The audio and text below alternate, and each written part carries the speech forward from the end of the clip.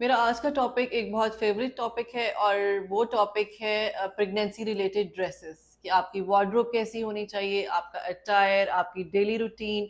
और अब क्योंकि शादी सीजन आ रहा है तो इसमें मुझे बहुत से क्वेश्चंस रिसीव होते हैं कि क्या हम लहंगा पहन सकते हैं, साड़ी पहन सकते हैं। तो मैंने सोचा कि मैं इस पे एक वीडियो करती हूँ जिसमें मैं आपको डिटेल से ट्राइमेस्टर वाइज इन सब के बारे में इंफॉर्मेशन दूंगी। मैं हूँ डॉक्टर सादिया मुमताज और आप देख रहे हैं गायनी टॉक्स। वीडियो शुरू करने से पहले आपसे एक रिक्वेस्ट करना चाहूंगी कि अगर आप मेरी ये वीडियो देख रहे हैं तो इस चैनल को सब्सक्राइब कर लीजिए। नीचे एक रेड बटन आ रहा है, उसको प्रेस करें और साथ में बेल आइकन को भी प्रेस करें ताकि मेरी हर नई आने वाली वीडियो जो है वो आपको नोटिफाई हो सके। तो अब वापस चलते हैं टॉपिक पे। अगर तो आपका फर्स्ट ट्राइमेस्टर है यानी कि फर्स्ट 3 मंथ्स हैं तो उसमें इतने ज़्यादा आपको अपने वार्डरोब चेंज करने की या अपने ड्रेसेस चेंज करने की ज़रूरत नहीं पड़ती, क्योंकि फर्स्ट 3 मंथ्स में ना तो आपका वेट गेन ज़्यादा होता है, ना कोई स्वेलिंग होती है, ना ही आपकी बॉडी में कोई विजिबल चेंजेस आते हैं। बल्कि मैंने देखा है बहुत से लोगों का वेट लॉस ही होता है। इसमें एक जो सबसे इम्पॉर्टेंट बात है हील्स पहनने वाली, तो yes I do allow my patients कि आप फर्स्ट ट्राइमेस्टर में हील्स पहन सकते हैं। फर्स्ट ट्राइमेस्टर में यानी कि पहले 3 माह में हील पहनने से मिसकैरेज नहीं होता। ये एक बहुत चीज़ जिसको कोरिलेट किया जाता है। लेकिन इसके साथ साथ मैं आपको ये बताऊं कि अगर खुदा ना खास्ता किसी लेडी का मिसकैरेज हो जाता है जो कि हील्स पहनती हैं, तो उस मिसकैरेज का उस हील से कोई ताल्लुक नहीं है। एक तो ये चीज, दूसरा आपने ये देखा होगा कि 50% जो खवातीन हैं उनको पता ही सेकंड मंथ में जाके चलता है कि वो प्रेग्नेंट है, और स्पेशली जो कि वर्किंग लेडीज हैं और उनका डेफिनेटली वो उसी तरह से ड्रेसअप होती हैं, उसी तरह से उनके शूज या हील्स वगैरह वो पहनती हैं। तो हील्स का एटलीस्ट फर्स्ट ट्राइमेस्टर में मिस कैरेज से कोई ताल्लुक नहीं है। अब आते हैं अपने ड्रेसेस की तरफ। तो आप फर्स्ट ट्राइमेस्टर में हर तरह का ड्रेस पहन सकती हैं। आप हैवी वर्क ड्रेस पहन सकती हैं, आप फ्लोई कपड़े पहन सकती हैं, या जो ऑलरेडी आपकी वार्डरोब में इस वक्त कपड़े हैं आप वो पहन सकती हैं। और शादी सीजन में लहंगा, साड़ी, मैक्सी, फ्रॉक, हर तरह के आप ड्रेसेस पहन सकती हैं। अब आते हैं अपने सेकेंड ट्राइमेस्टर में जो कि 4 से 6 माह का होता है। इसमें आहिस्ता आहिस्ता जो है एक तो आपका बेबी बम्प नजर आना शुरू होता है और एक थोड़ा सा आपका सेंटर ऑफ ग्रेविटी चेंज होता है। सेंटर ऑफ ग्रेविटी ये होता है कि किसी भी ऑब्जेक्ट में, अगर हम ह्यूमन बींग्स को लेते हैं, एक पॉइंट होता है, किसी भी चीज में होता है ये, जिसमें पूरा उसका वेट जाके बेयर होता है। सेकेंड ट्राइमेस्टर में आपका सेंटर ऑफ ग्रेविटी थोड़ा सा ऊपर हो जाता है क्योंकि आपका आहिस्ता आहिस्ता बेबी बम्प आना शुरू होता है। तो मैं सेकेंड ट्राइमेस्टर में हील से मना करती हूँ। उसमें भी उसकी वजह मिसकैरेजेस नहीं है बल्कि change of centre of gravity है, बिकॉज आप गिर सकती हैं, आप इम्बैलेंस हो सकती हैं। लेकिन अगर आप हाई पहनना चाहती हैं तो you can wear a platform shoe, you can wear a uniformly high sole. उसमें पर्टिकुलरली आपको एंगल शूज पहनने की जरूरत नहीं है, लेकिन आप एक प्लेटफॉर्म जूता जो है वो जरूर पहन सकते हैं। अब ये है कि कुछ लोग अपने बेबी बम्प को फ्लॉन्ट करना चाहते हैं, कई उसको छुपाना चाहते हैं। अगर तो आप अपने बेबी बम्प को छुपाना चाहते हैं तो उसके लिए ये है कि आप फ्लोई फ्रॉक्स पहन लीजिए, आप ओपन जो है फ्रंट ओपन शर्ट्स पहन सकते हैं, लॉन्ग शर्ट्स पहन सकती हैं, आप जो है वो पशवाज पहन सकती हैं। इवन के उस टाइम पे आप सेकेंड ट्राइमेस्टर में साड़ी भी इजीली पहनी जा सकती है।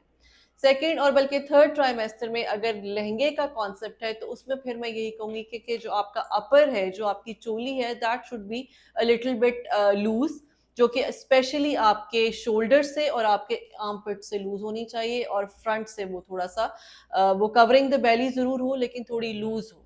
उसकी वजह यह है कि उससे आपको सफोकेशन होगी अगर आपकी वो बहुत ज्यादा टाइट हो। सेकेंड ट्राइमेस्टर की पर्टिकुलरली 2-3 चीजें और हैं कि इसमें अभी भी जो है बहुत ज्यादा स्वेलिंग बॉडी में नहीं आई होती और वेट भी कोई बहुत ज्यादा पुट ऑन नहीं हुआ था। तो अगर आप अपने नॉर्मल से थोड़ा जस्ट साइज बिगर कपड़े पहनेंगे तो भी वो आपको चलेंगे। और इवन ये जो सेरेमोनियल ड्रेसेस भी अगर आप लेना चाहें तो आप उनको 1+ साइज में पहन सकते हैं। अब आते हैं थर्ड ट्राइमेस्टर पे। थर्ड ट्राइमेस्टर जो है ये, इसमें हमारे पास ऑप्शंस जो है वो काफी हद तक कम हो जाती है। फिर वही बात कि अगर आप अपना बम्प को फ्लॉन्ट करना चाहते हैं तो इसमें सेकंड ट्राइमेस्टर और थर्ड ट्राइमेस्टर दोनों में ये है कि आजकल मोस्टली ब्रांड्स ने मैटरनिटी फ्रॉक्स जो है वो जो है वो आपको अवेलेबल होती हैं। उसमें आपकी बस से नीचे स्मोकिंग होती है और नीचे वो एक खुली सी फ्रॉक होती है, या वो शॉर्ट होती है या लॉन्ग होती है, डिपेंडिंग अपॉन योर चॉइस कि आप वो उसको किस तरह से पहनना चाहते हैं। और अगर आप उसको हाइड करना चाहते हैं तो आप फुल लेंथ फ्रॉक जो है वो खुली फ्रॉक जो है वो पहन सकते हैं। थर्ड ट्राइमेस्टर में दो तीन और इम्पॉर्टेंट चीज़ें ये है कि थर्ड ट्राइमेस्टर में एक तो आपकी बॉडी पे स्वेलिंग होना शुरू हो जाती है, आपका जो एब्डोमेन साइज है वो बढ़ना शुरू हो जाता है, particularly at 8th and 9th month. इसमें जो आपके ट्राउजर्स होने चाहिए वो लूज होने चाहिए, वो आपके जो बेल्ट वाली जगह है वो आपके पेट पे टाइट नहीं होनी चाहिए। उसकी दो वजूहत है कि एक तो आपको बहुत तंग करेगा, सेकेंडली आपके पेट पे उसके निशान रह सकते हैं। जब आप थ्रू आउट एक टाइट ट्राउजर पहनेंगी तो आपके बिल्कुल जो वो एक बैंड है उस पर डार्क से जो है वो मार्क्स रह सकते हैं। तो उसको अवॉइड करने के लिए और सेकेंडली आपने अपने कंफर्ट के लिए जो है आपको लूज ट्राउजर जो है वो पहनने चाहिए। इसमें तो खैर बिल्कुल ही ना एंगल वाले, ना प्लेटफॉर्म, ना यूनिफॉर्मली हाई, इसमें आपने सिर्फ फ्लैट्स पहनने हैं, या आपने स्लीपर्स लेने हैं, या आपने फिट फ्लॉप्स पहनने हैं, या बिल्कुल फ्लैट शूज़ पहनने हैं। और वो शूज़ जो कि आपके पैरों में कंफर्टेबल हो।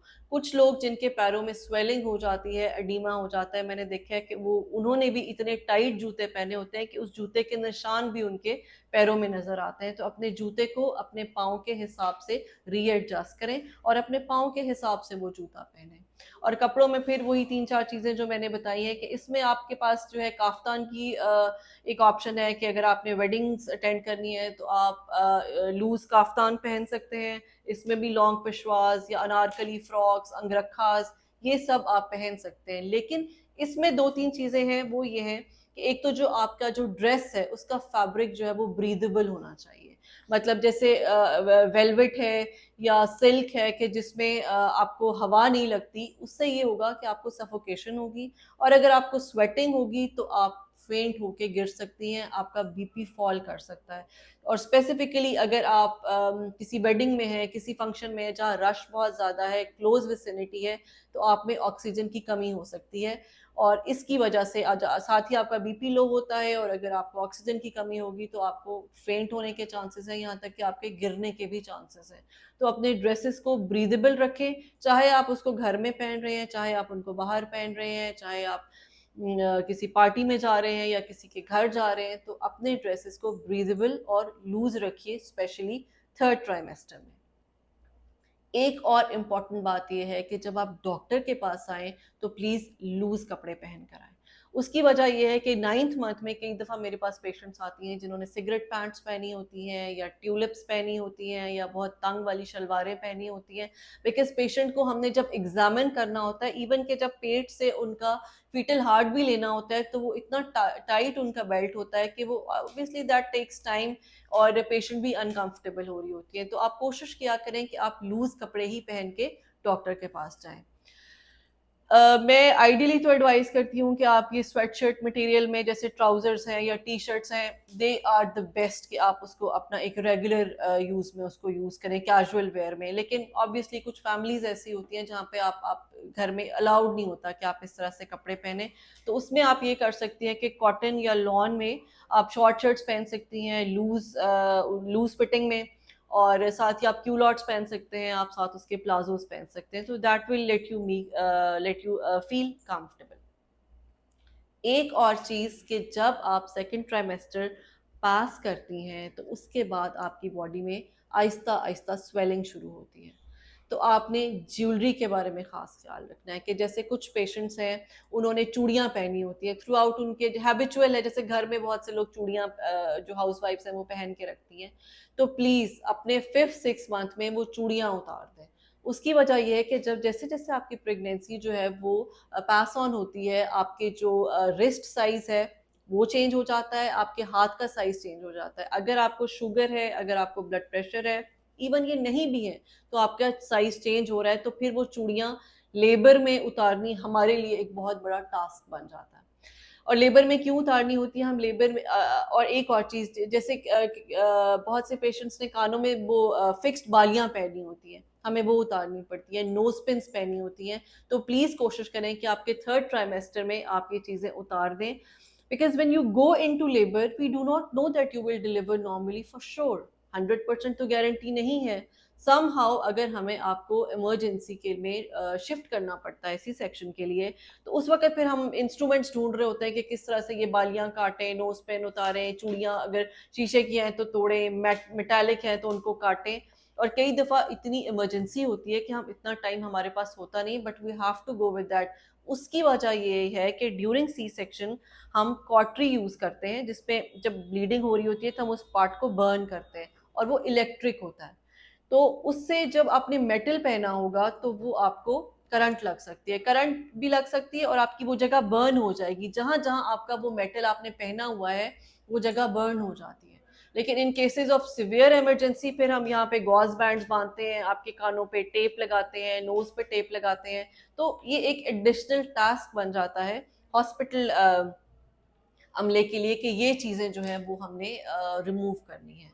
तो ये कुछ टिप्स थे, ये कुछ ड्रेस पॉइंट्स थे, शू पॉइंट्स थे, जो कि मुझे था कि मैं इस वीडियो के थ्रू आपको एक्सप्लेन कर सकूं। तो आई एम श्योर कि आप लोगों को बहुत सारा आइडिया हो गया होगा। वो लहंगे वाला जो एक क्वेश्चन था वो मैंने तीनों ट्राइमेस्टर में आंसर कर दिया है कि फर्स्ट और सेकंड में तो आप बड़े आराम से पहन सकते हैं, थर्ड में आप बस अब उसका जो अपर है उसको थोड़ा लूज करके पहन लें, और जो लहंगे की बेल्ट है उसको ज़रा लूज रखें। Thank you.